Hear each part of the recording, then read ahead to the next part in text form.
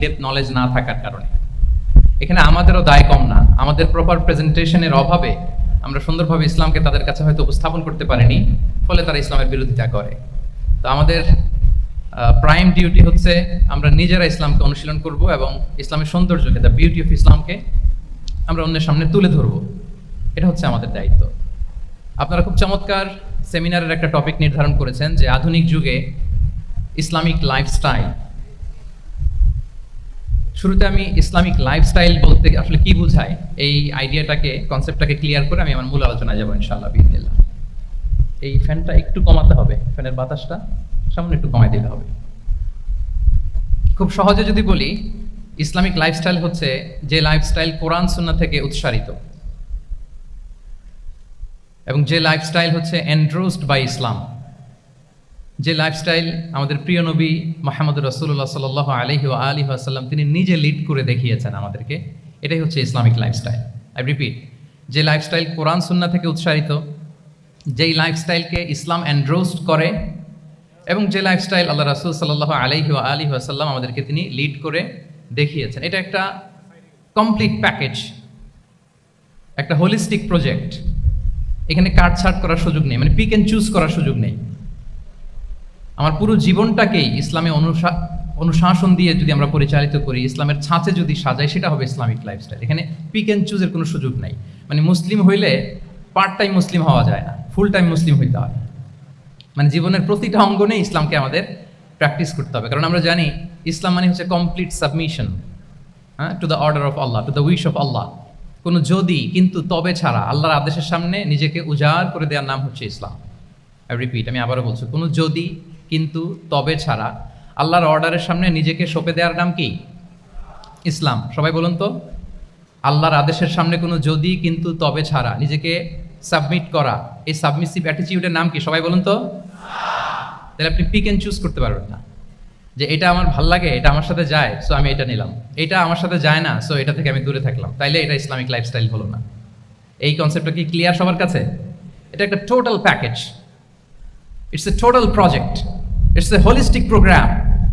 আপনি আপনার সুবিধা মতো এখানে কাটছাট করতে পারবেন না, নিলে পুরোটাই নিতে হবে। আমরা অনেকে আবার কাটছাট করি নিজের মন মতো। তাদেরকে উদ্দেশ্য করে আল্লাহ তাআলা বলছেন, আফাতুমিনুনা বিবা'দিল কিতাবি ওয়া তাকফুরুনা বিবা'দ। তোমরা কি আল্লাহর কিতাবের কিছু অংশ মানো আর কিছু অংশ তোমরা অস্বীকার করো? এটা তোমাদের পলিসি। জেনে রেখো, ওয়ার্নিং দিচ্ছেন যে তোমাদের পলিসি যদি এইটা হয়, তাহলে এই দুনিয়াতে আছে তোমাদের জন্য লাঞ্ছনা, আর আখিরাতে তোমাদেরকে শাস্তির মুখোমুখি হতে হবে। তাহলে কাটছাট করার সুযোগ নেই। আমরা যেটা করি, নামাজ, রোজা, হজ, যাকাতের মতো এই যে আনুষ্ঠানিক ইবাদতগুলো, এগুলোতে আমরা ইসলামকে খুব মানি, ইসলামের অনুশাসন মানি।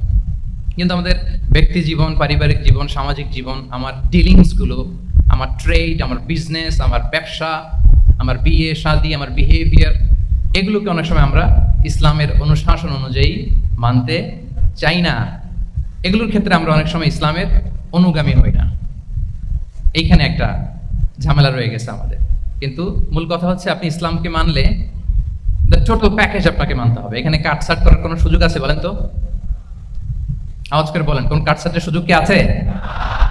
কারণ কমপ্লিট প্যাকেজ, কমপ্লিট প্যাকেজ। জীবনের প্রতিটি অঙ্গনকে ইসলামের অনুশাসন দিয়ে সাজানো, বা জীবনের প্রতিটি অঙ্গনে ইসলামকে অনুশীলন করার নামই হচ্ছে ইসলামিক লাইফস্টাইল। মূলত ইসলামই একটা lifestyle. Islam is not merely a set of beliefs and rituals, rather it's a lifestyle.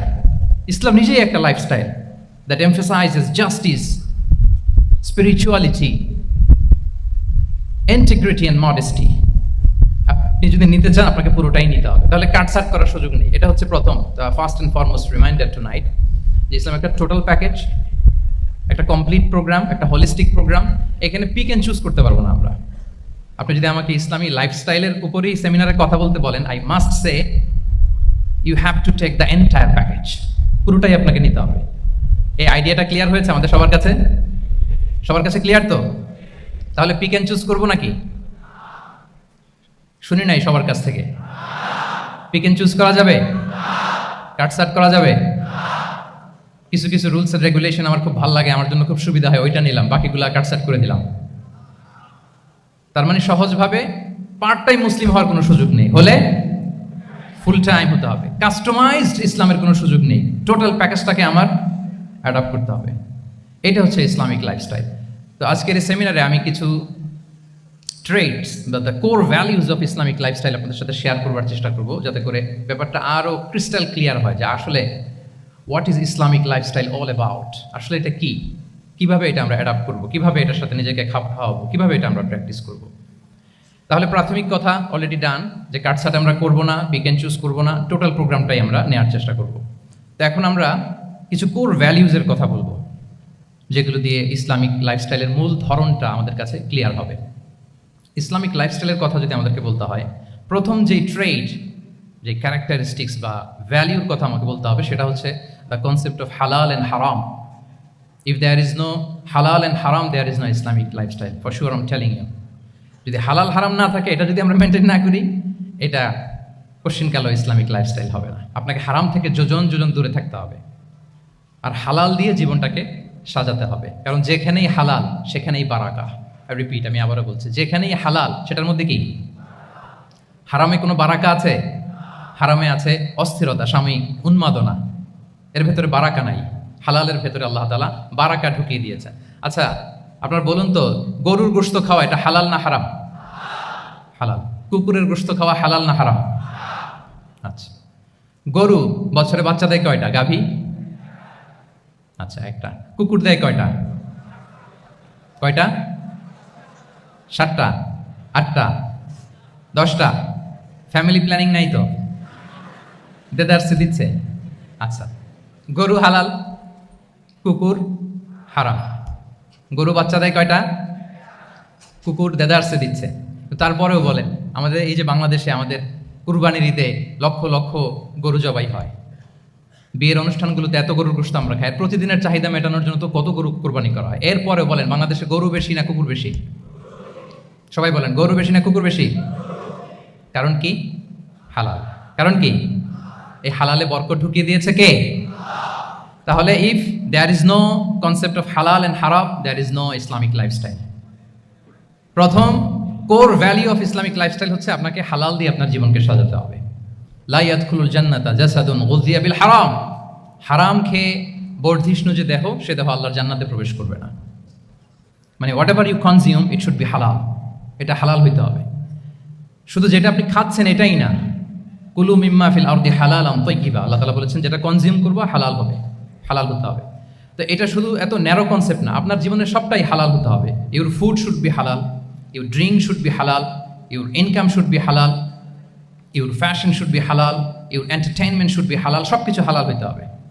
আমরা অনেকে যে ভুলটা করি, আমরা খাওয়ার ক্ষেত্রে শুধু হালাল খুঁজি, এরকম অনেকে করে, কিন্তু অন্যান্য ক্ষেত্রে হালাল হারামের বাছ বিচার নাই। আমি একটা উদাহরণ প্রায়ই দেই, দেখবেন যে আমাদের বাংলাদেশের সরকারি অফিসগুলোতে তো ঘুষ চলে নাকি? আল্লাহ ঘুষ থেকে এই জাতিকে তুমি হেফাজত করো।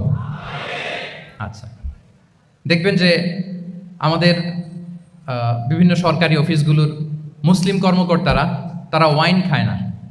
আমি দেখেছি, থাইল্যান্ডে গিয়েছে, চায়না গিয়েছে অফিসের কাজে, ওখানে হালাল রেস্টুরেন্টগুলো খোঁজে, কারণ মুসলিম, তার হালাল খাইতে হবে।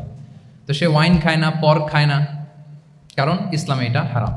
আবার অনেক হিন্দু কর্মচারী, সে আবার গরুর গোশত খায় না, কারণ কি তার ধর্মে ওইটা হারাম। কিন্তু এই মুসলিম কর্মচারী, হিন্দু কর্মচারী, দুইজনের নির্বিশেষে মাশাআল্লাহ ঘুষ খায়। এরকম হয় না? দেখেন, মুসলিম ওয়াইন খায় না, পর্ক খায় না, তার ধর্মে হারাম। আমার হিন্দু ভাই গরুর গোশত খায় না, এটা তার ধর্মে হারাম। কিন্তু ঘুষ আবার দুই ধর্মে হালাল নাকি? হ্যাঁ, হালাল। তার মানে ওই যে pick and choose, you got the point, right? Pick and choose করেছে যে আমার ধর্মের এই এই নিয়ম আমি মানবো, কারণ এটা আমার জন্য খুব ফ্লেক্সিবল, এটা খুব ভালো লাগে। কিন্তু যেটা কঠিন হয়ে যাচ্ছে, যেটা তার বিরুদ্ধে দাঁড়াচ্ছে, ওইটা সে মানে না। তাহলে পিক এন্ড চুজ করার কোনো সুযোগ, আমরা আমাদের গোটা জীবনকে হালাল দিয়ে সাজাইতে হবে। তাহলে your lifestyle will be Islamic lifestyle. এই কথাটা কি বুঝতে পেরেছেন? তাহলে ইউর ফুড শুড বি হালাল, ইউর ড্রিঙ্ক শুড বি হালাল, ইউর ফ্যাশন শুড বি হালাল, ইউর ইনকাম শুড বি হালাল, ইউর এন্টারটেনমেন্ট শুড বি হালাল, even your relationship should be হালাল। ব্যাপার কি? এটার এত আওয়াজ বেড়ে গেল।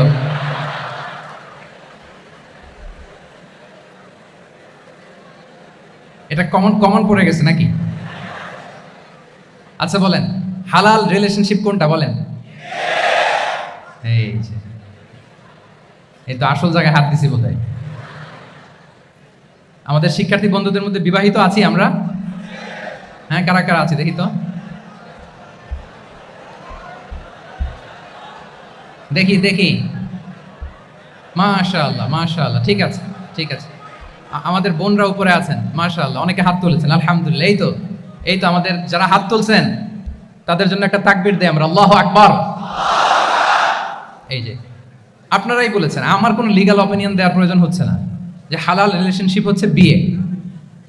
তাহলে বিয়ের বাইরে যদি আমার কোনো রিলেশনশিপ থাকে, হালাল না হারাম? ফতোয়া দিচ্ছে কে? আমি?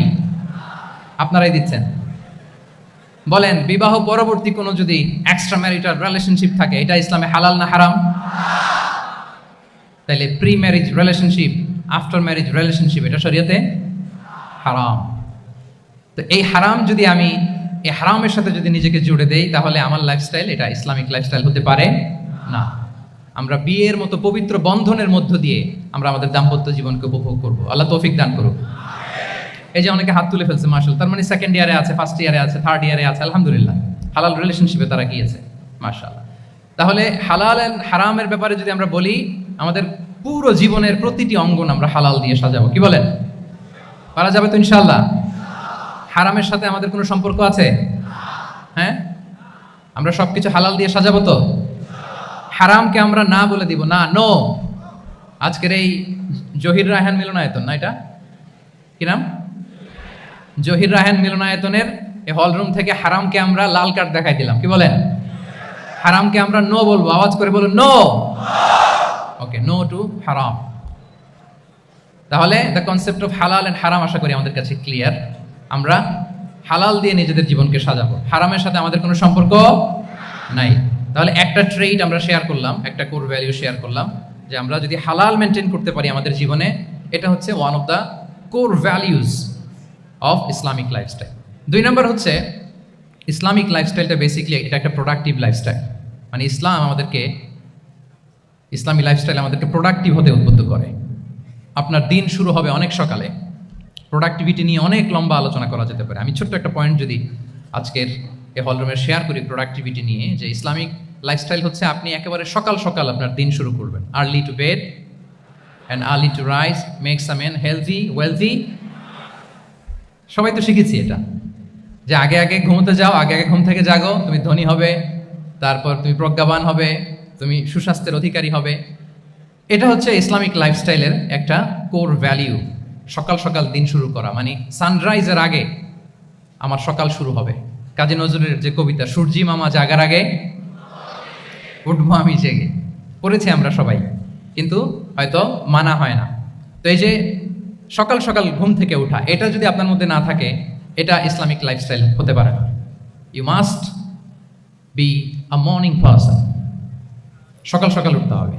আপনার সময় এমনভাবে মেনটেন করবেন আপনি, যে সকাল সকাল ফজরের পর থেকে আপনি অ্যাক্টিভ। তার মানে you have to wake up early, you have to sleep early.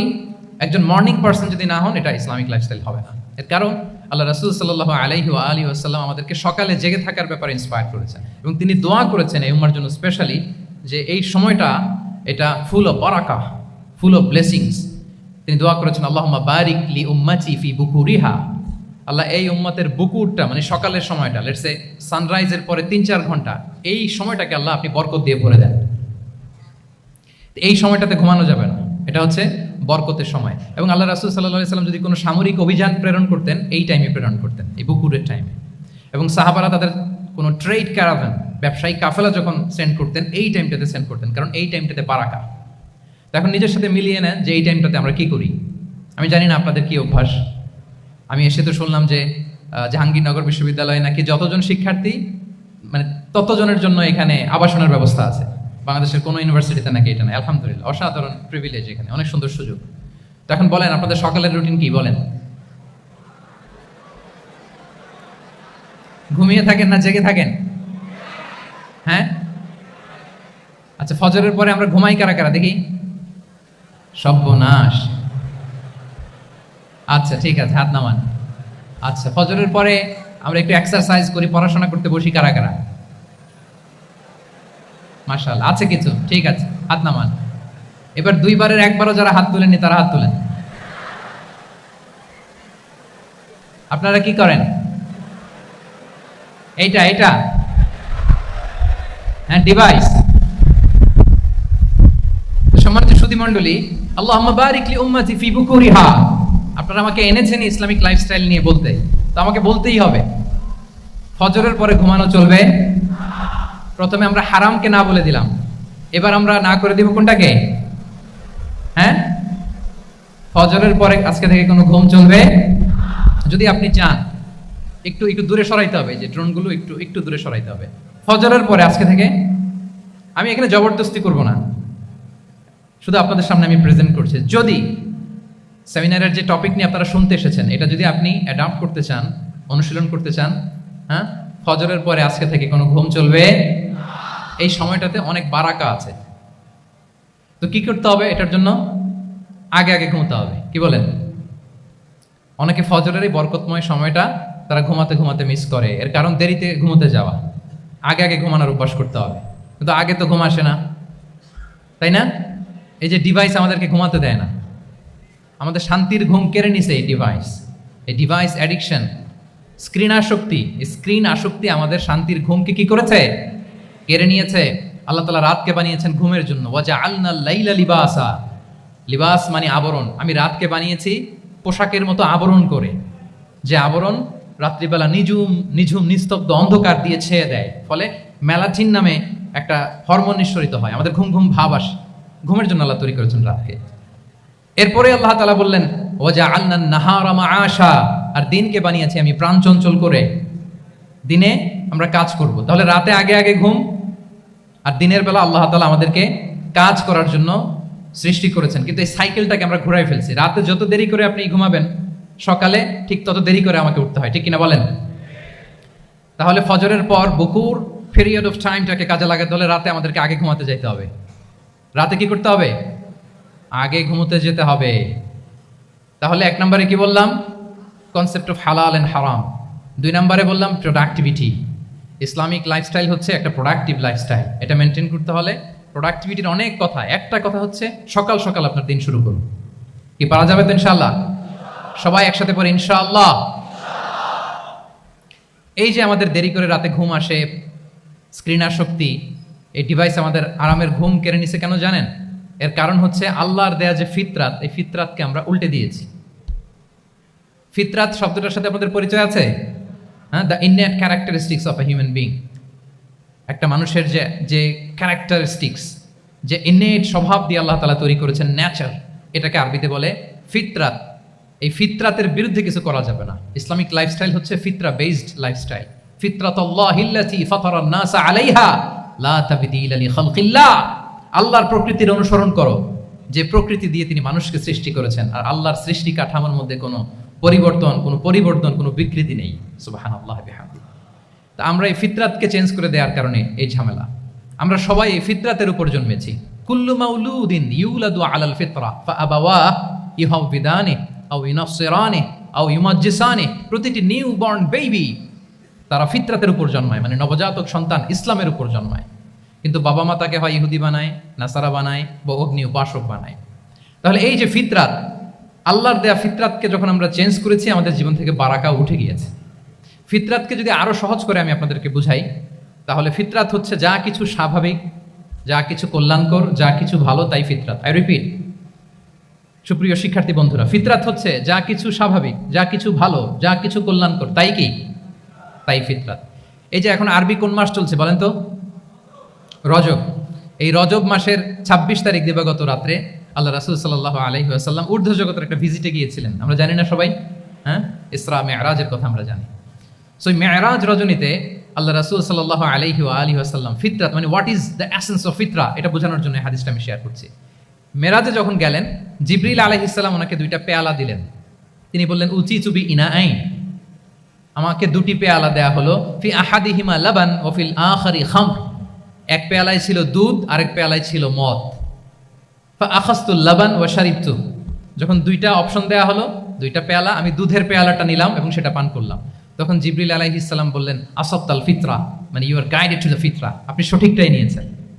যেটা ফিতরা, যেটা নেওয়া উচিত, আপনি ওইটাই নিয়েছেন। তাহলে এখন আরো সহজ হবে। যদি 2টা পেয়ালা দেয়া হয়, একটা মদের পেয়ালা আর একটা দুধের পেয়ালা, তো আমরা নিব কোনটা বলেন? হ্যাঁ, তাইলেই ফিতরা হবে। তাহলে কি হবে? তাহলে যেটা স্বাভাবিক, যেটা কল্যাণকর, যেটা আমাদের জন্য ভালো, সেটা হচ্ছে ফিতরাত। তাহলে মদের পেয়ালা দুধের পেয়ালা কোনটা নিব? সবাই নিব তো নাকি? আমাদের রুচির যে দুর্ভিক্ষ চলতেছে, অনেকে মদের পেয়ালাই নিয়ে নিবে। কি বলেন? আছে না একদল, তারা কি করে ওইটা চুজ করে ফেলবে। এবার বলেন আমরা কোন পেয়ালা নিব, মদের না দুধের? আমাদের ঐতিহ্য, আমাদের রুচি, আমাদের মূল্যবোধকে ধ্বংসের যত আয়োজন দরকার সব সেট আপ চারদিকে আছে। আল্লাহর ফিতরাতকে ধ্বংস করে দেওয়ার শয়তানি সব আয়োজন আমাদের চারিদিকে। বাট আপনাকে রাইট থিংটা চুজ করতে হবে। তাহলে রাসূল সাল্লাল্লাহু আলাইহি ওয়াসাল্লামকে দুধ দেয়া হলো, মদ দেয়া হলো, তিনি নিলেন দুধের পেয়ালা। তাহলে এটা হচ্ছে ফিতরাত। এটা কি ফিতরাত? এভাবে সব কিছু চেঞ্জ করে দেওয়া হয়েছে। সব কিছু, আমাদের লাইফস্টাইল চেঞ্জ করে দেওয়া হয়েছে, আমাদের ফুড হ্যাবিট চেঞ্জ করে দেওয়া হয়েছে, আমাদের খাদ্যাভ্যাসের মধ্যে পরিবর্তন। দেখবেন যে এখন আমরা যা খাই, আগে কিন্তু এটা খাইতাম না। এখন আমরা প্রসেসড ফুড খাই, হ্যাঁ, ফাস্ট ফুড খাই, জেনেটিক্যালি মডিফাইড যে ফুডগুলো আমরা খাই, এরপরে ল্যাব মিট, কত যে ভয়ঙ্কর। আপনারা জেনে থাকবার কথা যে ল্যাবে তৈরি মাংস দেখেছেন নাকি আপনারা? প্রাকৃতিক মাংসের কোনো ছিটে ফোটা নেই, কিন্তু এটা গরুর মাংস হয়ে গেছে, ওইটা মানুষ খাচ্ছে। মানে আমাদের লাইফস্টাইলও করাপ্টেড, আমাদের ফুড হ্যাবিটও করাপ্টেড, আমাদের স্লিপিং সাইকেলটা করাপ্টেড, সব কিছু করাপ্ট করে দেওয়া হচ্ছে। এবং এটার প্রভাব পড়েছে আমাদের শিশুদের মধ্যেও। দেখবেন যে শিশুরা সবজি খেতে চায় না। আমার তো 2 মেয়ে আছে, আমি তো দেখি বাসায়, বা অনেকের কমপ্লেনগুলো আমরা শুনি। আমাদের এখনকার বাচ্চাদেরকে ভেজিটেবলস দিলে খায় না, মাছ দিলে খায় না, অর্গানিক ভালো ভালো খাবার দিলে শাকসবজি খায় না। কি খাবে জানেন? সচেস খায়, সচেস, হটডগ খায়। হ্যাঁ, ওই যে আপনি অর্ডার দিয়ে বার্গার এনে দিবেন, পিৎজা এনে দিবেন, ওইটা খাবে। তারপর ইনস্ট্যান্ট নুডলস খাবে, স্যুপ খাবে, ফ্রোজেন যত মিল আছে এগুলো খাবে, টিনজাত খাবার যেগুলো দীর্ঘদিন সংরক্ষণ করে রাখা হয়। তো বলেন, আজ থেকে 30 বছর আগে আমাদের বড়রা কিংবা আমাদের শিশুরা, আমরা কেউ কি এই খাবার খেয়েছি বলেন তো? আওয়াজ করেন, খেয়েছি কেউ? Entire system. কেন আমরা ইসলামিক লাইফস্টাইল নিয়ে কথা বলছি এখন? কারণ আমাদের পুরো সিস্টেমটাই, আমাদের পুরো ফিতরাতটাই ওরা চেঞ্জ করে দিয়েছে। তারপর ডিভাইস ছাড়া বাচ্চারা খেতে চায় না, কার্টুন দেখে দেখে খাওয়াতে হয় ওদের। কি বলেন? আচ্ছা বলেন তো, আজ থেকে 30 বছর পেছনে ব্যাক টু দ্য হিস্ট্রিতে যদি আমরা যাই, 70-এর দশকে, 80-র দশকে বাংলাদেশের কোনো একটা গ্রামের কথা, একটা পল্লীর কথা আপনি একটু চিন্তা করেন তো। রাত 8টার দিকে, 9টার দিকে আপনি ওই গ্রামের কাউকে খুঁজে পাবেন? 70-এর দশকে, 80-র দশকে একটা গ্রামের, একটা গ্রামীণ একটা পরিবেশের কথা যদি চিন্তা করেন, রাত 8টায় সবার কি অবস্থা বলেন তো? আপনি তো ঘুম খুঁজে পান না, আপনার তো ইনসমনিয়া। আমাদের এখন ট্যাবলেট খাওয়া লাগে না ঘুমের জন্য? আমাদের তো ইনসমনিয়া হয়ে গেছে এখন। কিন্তু আজ থেকে বেশি দূরে না, 30 বছর আগের একটা গ্রামীণ পরিবেশের রাত 8টার পরিবেশ হচ্ছে সবাই ঘুম। আমরা তারও 2 বা 3 ঘন্টা পরে ডিনার করব, কিন্তু ওনাদের মাগরিবের আগে বা পরে ডিনার করে ফেলছে, এশার নামাজ পড়েই কি 1-2 জন না, পুরো গ্রাম জামাতে ঘুম,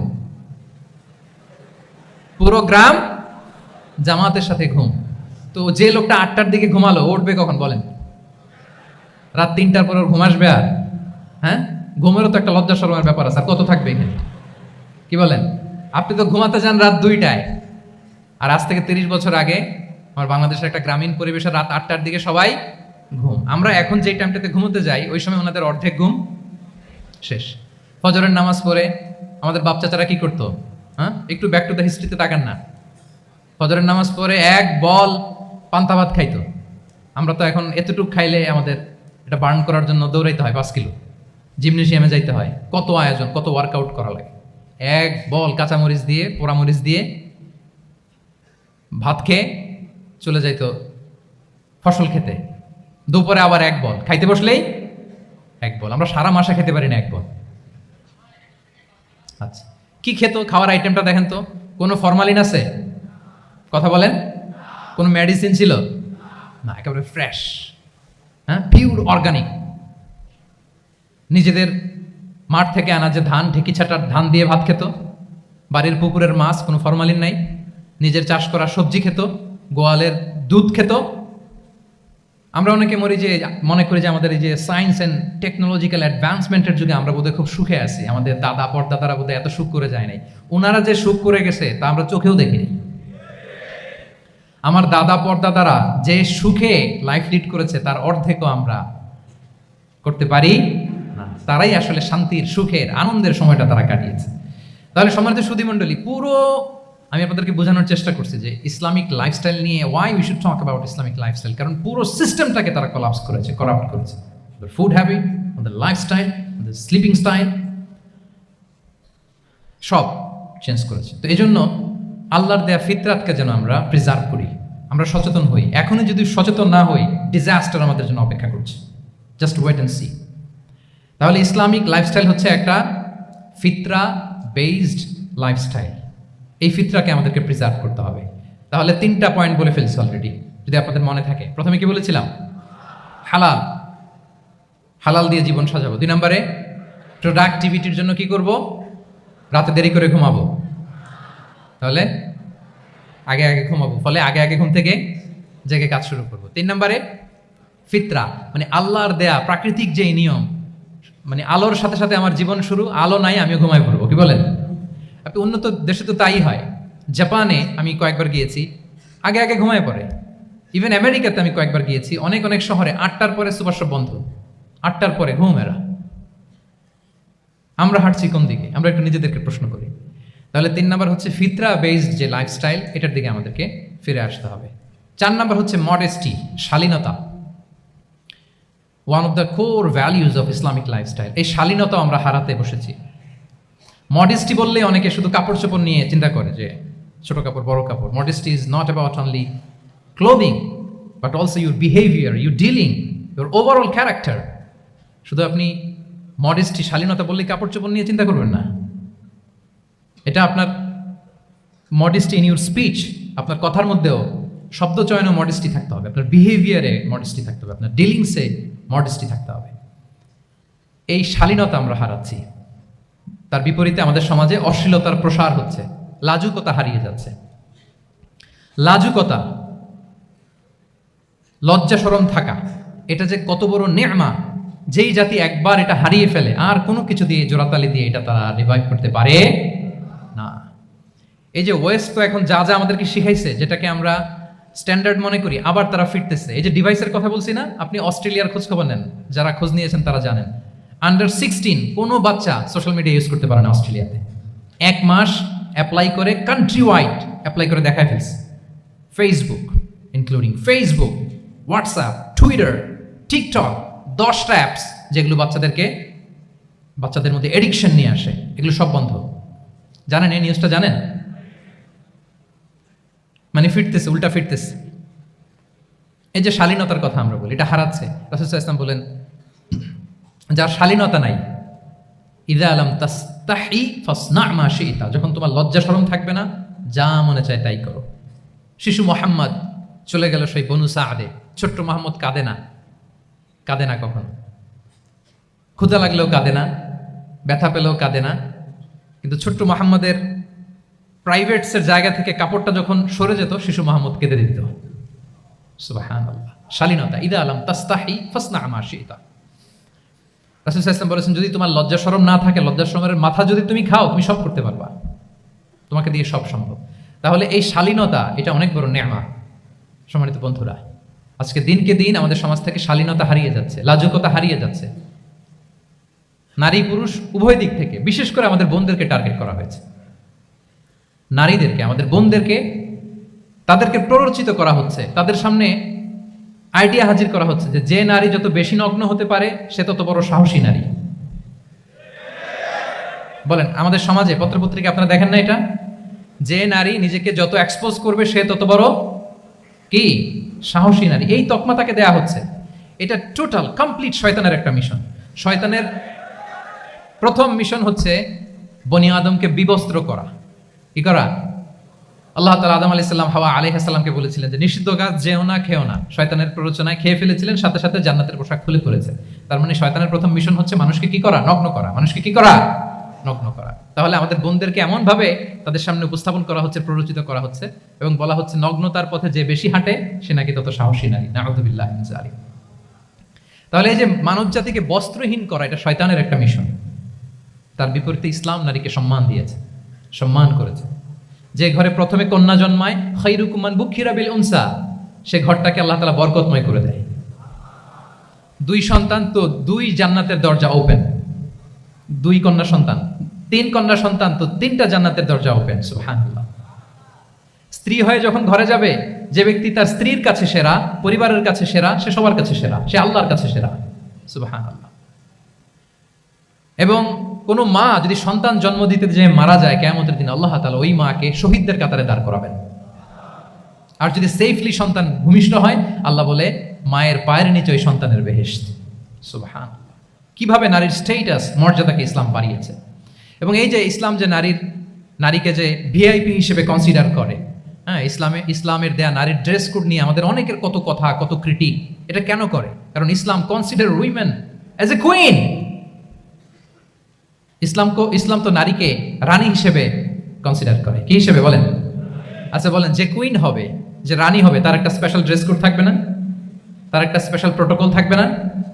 রানীর সাথে কি যা মনে চায় তা করা যায়, দেখা করা যায়, তার কাছে যাওয়া যায়? আল্লাহু আকবার।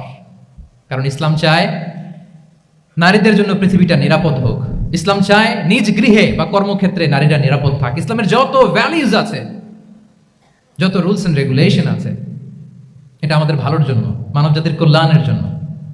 তাহলে এই অশ্লীলতা থেকে আমাদের যোজন যোজন দূরে থাকতে হবে। If you talk about Islamic lifestyle, আমাদেরকে শালীনতা, মডেস্টি ফিরিয়ে আনতে হবে। You have to maintain modesty. আমি যদি আরো ডিপে যাই, দেখেন এই যে প্রত্যেকের হাতে এক একটা করে পর্ন হাব হয়ে গেছে এখন, হয়েছে না? পর্নোগ্রাফির সয়লাভ, বিকৃত যৌনাচারের সয়লাভ। এখন নতুন নামে, নতুন মোড়কে, LGBTQ নামে আমাদের সমাজে নানা মোড়কে আমাদের সামনে উপস্থাপন করা হচ্ছে। শুনেছেন না এগুলো? আপনারা নাম শুনেছেন? এই যে ট্রান্সজেন্ডারিজম, নাম শুনছেন না? নিজের দেহ কাটাকাটি করে দিব্যি পুরুষ, 4 সন্তানের বাবা, এখন হঠাৎ করে বলে যে আমি মনে মনে নারী, তো সোসাইটি যেন আমাকে নারী স্বীকৃতি দেয়। বায়োলজিক্যালি দিব্যি নারী, 3 সন্তানের মা, এখন বলে যে এখন আমি মনে মনে ভাবতেছি পুরুষ, তো আমাকে পুরুষ হিসেবে তুমি কনসিডার করো। আল্লাহর দেয়া ফিতরাত, এই যে বলছে উল্টায় ফেলতেছে, এই ফিতরাতকে ধ্বংস করার সবচেয়ে জঘন্যতম এই নতুন যেটা বাজারজাত করা হচ্ছে যে আইডিওলজি, এটা হচ্ছে ট্রান্সজেন্ডারিজম। অধিকারের মোড়কে, তাও আসতেছে কিভাবে? কিসের মোড়কে বলেন তো? রাইটস এর কথা বলে, যে এটা একটা রাইটস। এজন্য সম্মানিত সুধীমণ্ডলী, শালীনতার কোনো বিকল্প নেই।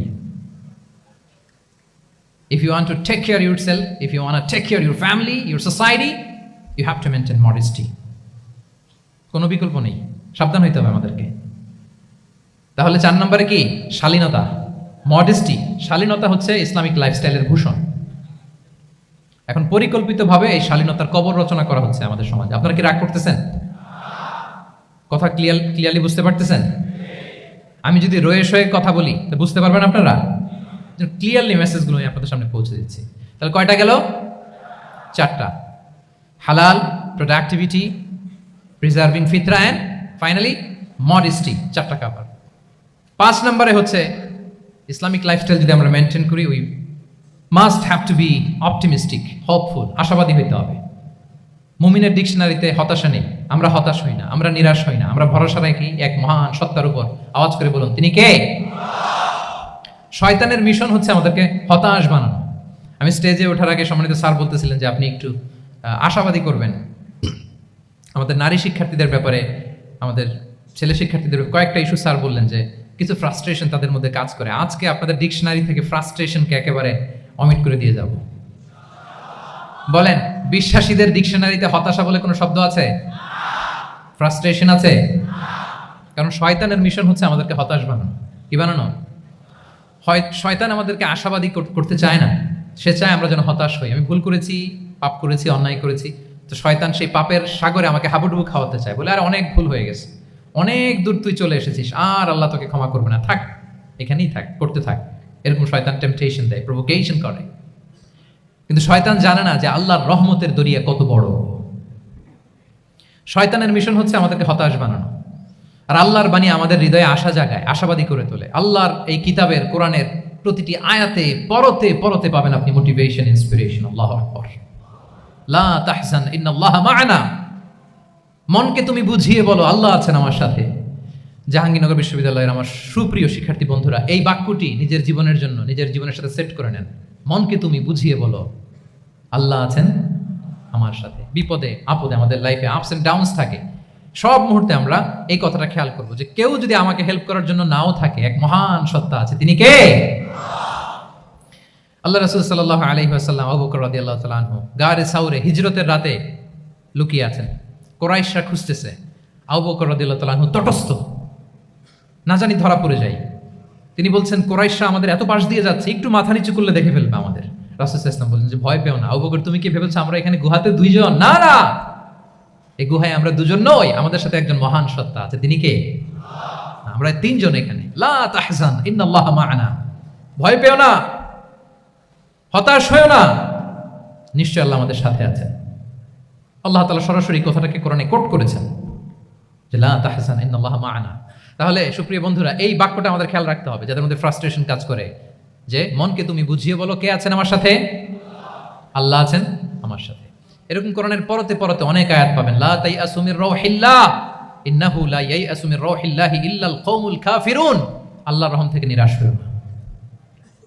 কাফিররা ছাড়া কেউ আল্লাহর রহম থেকে নিরাশ হয়? আমি আপনি আমাদের জীবনে কত ভুল করেছি, কত অন্যায় করেছি, কতটাই বা পাপ করেছি। মনে রাখবেন, আমাদের পাপ যত বড় হোক, আল্লাহর রহমতের দরিয়া তার চাইতেও বড়। ইন্না মা'আল উসরি ইউসরা ফাইন্না মা'আল উসরি ইউসরা, and verily with every hardship there is an ease. প্রত্যেক কষ্টের পরেই থাকে স্বস্তি। এই বাক্যগুলো কি আপনাকে মোটিভেশন দেয় না? এই কথাগুলো কি আপনাকে চাঙ্গা করে না? আপনার জীবনে ইন্সপিরেশন হয়ে আসে না এই কথাগুলো? ওয়ালা তাহিনু ওয়ালা তাহজানু ওয়া আনতুমুল আ'লাউনা ইন কুনতুম মুমিনিন। চিন্তা করো না, হতাশ হয়ো না, তোমাদেরই বিজয় হবে যদি তোমরা মুমিন হও। আল্লাহু আকবার। তাহলে আপস এন্ড ডাউনস থাকবে, এবং মুমিন জীবনে তো হতাশা থাকবেই না। কারণ আমার জীবনে যদি কোনো কষ্টের ঘটনা ঘটে, এটার জন্য আমি রিওয়ার্ড পাবো। আমি যদি অসুস্থ হই, আমার প্রত্যেক অসুস্থতার কারণে আমার পাপ মোচন হয়। সুবহানাল্লাহ পড়েন। আপনার জ্বর হয়েছে, এই জ্বরের কারণে আল্লাহ আপনার গুনাহ মাফ করবেন। আপনি ব্যথা পেয়েছেন, অসুস্থ হয়েছেন, আল্লাহ তাআলা গুনাহ মাফ করে দিবে। তাহলে হতাশার কোনো সুযোগ আছে বলেন? না। মুমিন জীবনে হতাশার কোনো সুযোগ নেই। রাসূল সাল্লাল্লাহু আলাইহি ওয়াসাল্লাম বলেন, মা ইউসিবুল মুসলিমা মিন নাসাব ওয়ালা ওয়াসাব ওয়ালা হাম্মিন ওয়ালা হুজনিন ওয়ালা আযান ওয়ালা গাম্মিন হাত্তা শাওকাতি ইউশাকুহা ইল্লা কাফারাল্লাহু বিহা মিন খাতায়া। মুমিন জীবনে যত ব্যথা, কষ্ট, দুঃখ, এমনকি ফল পাড়তে যে গাছের কাটার খোঁচা যদি খান, রাসূল সাল্লাল্লাহু আলাইহি ওয়াসাল্লাম বলেন ওই খোঁচার ব্যথার কারণে আল্লাহ তোমার গুনাহ মাফ করে দেয়। কেউ অসুস্থ হয়ে রাসূল সাল্লাল্লাহু আলাইহি ওয়াসাল্লামের কাছে আসলে রাসূল সাল্লাল্লাহু আলাইহি ওয়াসাল্লাম কি বলতেন জানেন? কেউ জানেন? লা বাস আলাই তুহুরুন ইনশাআল্লাহ। তিনি বলতেন, আরে don't worry about it, it will cleanse up your scenes. ভয় পেও না, আরে এই অসুস্থতা, এটার কারণে আল্লাহ তোমার গুনাহ মাফ করে দিবে। সুবহানাল্লাহ। তাহলে অসুস্থ ব্যক্তি আর উজ্জীবিত হতো না? রাসূল সাল্লাল্লাহু আলাইহি ওয়াসাল্লাম অসুস্থ ব্যক্তিকে দেখলেই মাথায় হাত বুলিয়ে দিতেন, দোয়া করতেন, আল্লাহুম্মা রাব্বান নাস আযহিবিল বাস ইশফি আনতা শাফি, দোয়া করে দিতেন। আর বলতেন, আরে ভয় পেও না, এই অসুস্থতা তোমার গুনাহ মাফ করে দিচ্ছে। তাহলে অসুস্থতার মধ্যেও তারা উজ্জীবিত হতো। আমরা মানুষকে আশাবাদী করব, ভয় দেখাবো না। অসুস্থ মানুষকে ভিজিট করতে গেলে আপনারা কি করেন? ভয় দেখান নাকি? না, আশাবাদী করবেন। বলবেন যে আরে কি অসুস্থতা, আপনার দেখে দেখে অনেক সুস্থ লাগতেছে, বলতে পারবেন না? কিন্তু আমরা কি করি? কেউ অসুস্থ হইলে ওই অসুস্থতায় সবচেয়ে কষ্ট পেয়ে যে মারা গেছে তার হিস্ট্রি বলা শুরু করি। এরকম করে না অনেকে? ধরেন যে একজন ক্যান্সারের পেশেন্টকে দেখতে গেছেন, এবার যে আপনার কোন খালা ক্যান্সারে কিভাবে ধুকে ধুকে মরছিল, ওই হিস্ট্রি আপনি বয়ান দিতে শুরু করছেন। বেচারা বাঁচবে? যা একটু সুস্থ ছিল ওইটাও তো অসুস্থ বানাই দিচ্ছেন। কি বলেন? তাহলে ইসলাম আমাদেরকে আশাবাদী করে। প্রিয় ভাই এবং বোনেরা, কি করে? আশাবাদী করে। আমরা যদি আমাদের কোনো প্রিয়জনকে হারাই, আমরা আশাবাদী হয়েই হারাই, কারণ তাকে আমি চিরকালের জন্য হারাচ্ছি না। আপনি আপনার আব্বাকে হারাচ্ছেন তো কি হয়েছে? বাপ হারায় তো কাঁদবে নাস্তিক। কি বলেন? নাস্তিকদের তো মরার পরে নাকি আর কিছু নাই। হ্যাঁ, দেখবেন আপনাদের সামনে সামনে অনেক কিছু বলে যে কিছু নাই, যা দেখি না বিশ্বাস করি না। একা একা যখন মৃত্যুর পরে কি হবে চিন্তা করে ওর দম বন্ধ হয়ে আসে। ইসলাম মানুষকে আশাবাদী করে। দেখেন আমরা কত দূর দেখি, কত দূর ভাবি। আমার দাদা মারা গেছে, এটা আমার কোনো টেনশনেরই কারণ না, কারণ আমি সবসময় ভাবি আমার দাদাকে আমি ওপারে যেয়ে পাবো, আমার আব্বাকে আমি হারিয়েছি তো ওপারে পাবো, আমার বন্ধুকে আমি হারিয়েছি, কাছের বন্ধুটা যে আমার জন্য খুব ইন্সপিরেশন ছিল, সাময়িক বিচ্ছেদ এটা আমাদের জন্য, কারণ আমরা ওই জগতে বিশ্বাস করি। আল্লাহু আকবার। তাহলে হতাশা আমাদের ডিকশনারিতে আজকে থেকে রাখা যাবে। ইসলামিক লাইফস্টাইল যদি মেনটেন করতে চান, you have to be optimistic. Clear কথাটা? আচ্ছা, এরপরে গ্রেটফুলনেস, 6 নাম্বার। গ্রেটফুলনেস, আপনাকে কৃতজ্ঞ হইতে হবে, শুকরগুজার হইতে হবে। আমরা অনেকে কমপ্লেইন করি খুব বেশি, না এটা ভুল। সম্মানিত সুধীমণ্ডলী, be grateful with what you have. যা আছে এটা নিয়ে শুকরগুজার হন, আপনার জীবনটাকে আল্লাহ সুন্দর করবে। তাহলে কমপ্লেইন করবো না, আমরা শুকরগুজার হব। রাসূল সাল্লাল্লাহু আলাইহি ওয়াসাল্লাম বলেছেন, তোমার চেয়ে যে খারাপ অবস্থানে আছে তার দিকে তাকাও, যে ভালো আছে তার দিকে তাকিও না। হ্যাঁ, যে ভালো আছে তার মতো আপনি হওয়ার চেষ্টা করবেন। আপনার গোল থাকবে, I am not talking about the goals and plans, your plan and goal should be bigger and bigger. But আপনি ও খুব ধনী, ও খুব ভালো আছে, এটা দেখে কষ্ট পাবেন না, কারণ আপনি খেয়াল করেন যে আপনার চেয়ে অনেক খারাপ অবস্থানে আছে অনেকে, ওর দিকে তাকালে দেখবেন যে আপনার আর খারাপ লাগতেছে না। শেখ সাদি রাহিমাহুল্লাহ, বিখ্যাত কবি, নাম শুনেছেন না? ওনার একবার পায়ে দেওয়ার মতো জুতা ছিল না। কি ছিল না? সবাই বলুন, কি ছিল না? জুতা। তো উনি একবার রাস্তা দিয়ে হাঁটতেছেন, হঠাৎ দেখেন এক লোকের 2টা পাই নাই। কি নাই? শুকরগুজার হলেন, চিৎকার করে বললেন আলহামদুলিল্লাহ, যে আল্লাহ অনেক ভালো আছি, আমার জুতা নাই এজন্য মন খারাপ, ওর তো পাই নাই। এজন্য বেঁচে যে আছি এজন্যই আলহামদুলিল্লাহ। লা ইন শাকারতুম লা আযীদান্নাকুম ওয়া লা ইন কাফারতুম ইন্না আযাবি লাশাদীদ। আল্লাহ বলেন, যদি শুকরিয়া করো, শুকরগুজার হও, আমি আল্লাহ নিয়ামত বাড়িয়ে দেব। যদি না শুকরি করো, জেনে রাখো আমার শাস্তি কঠিন। তাহলে বেঁচে যে আছি এজন্যই কি পড়া উচিত? জাহাঙ্গীরনগর বিশ্ববিদ্যালয় আওয়াজ করেন, বেঁচে যে আছি এজন্য কি পড়বো?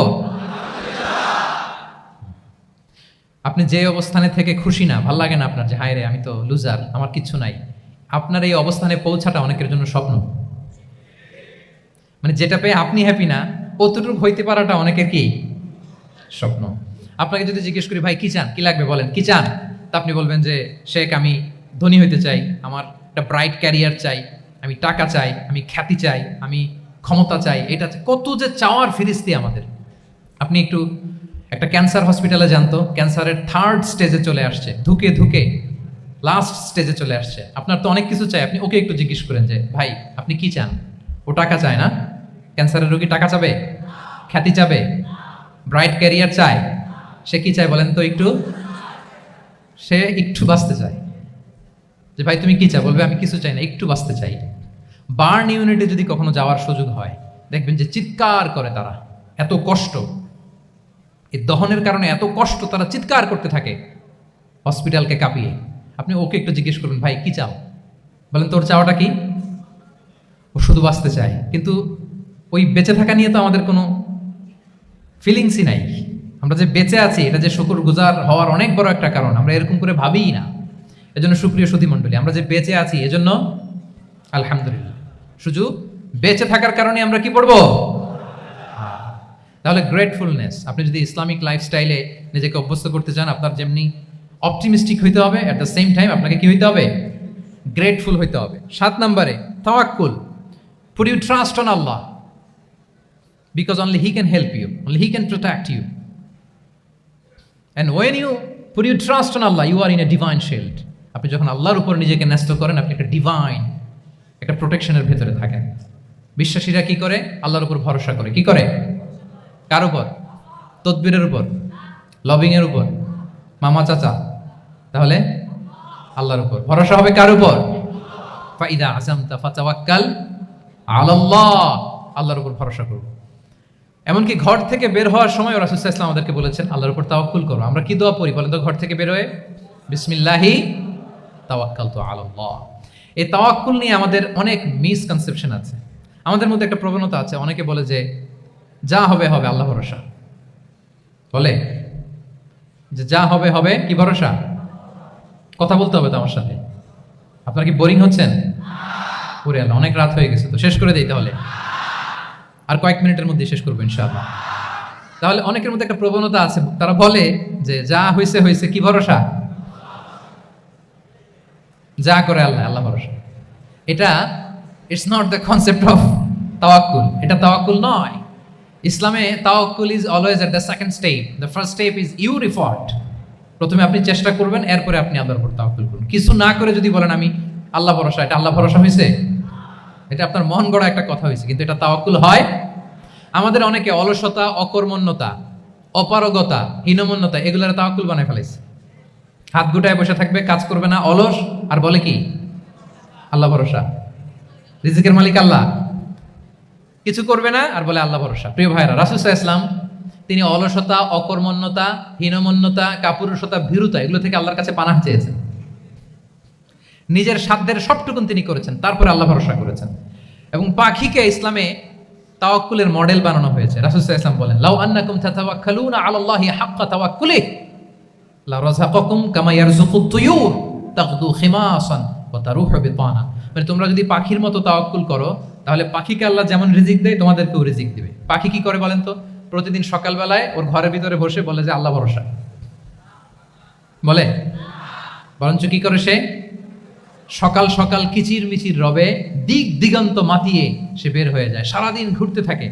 তাহলে খালি পেটে সকালবেলায় পাখিগুলো বের হয়ে যায়, আকাশে বাতাসে ছুটে বেড়ায়, আর বিকেল বেলায় ওদর ফুর্তি করে প্রতিটা পাখিকে তার নিড়ে ফিরিয়ে দেয় কে? আপনারা তো বোঝা অনেক সহজ, এটা তো নাকি একেবারে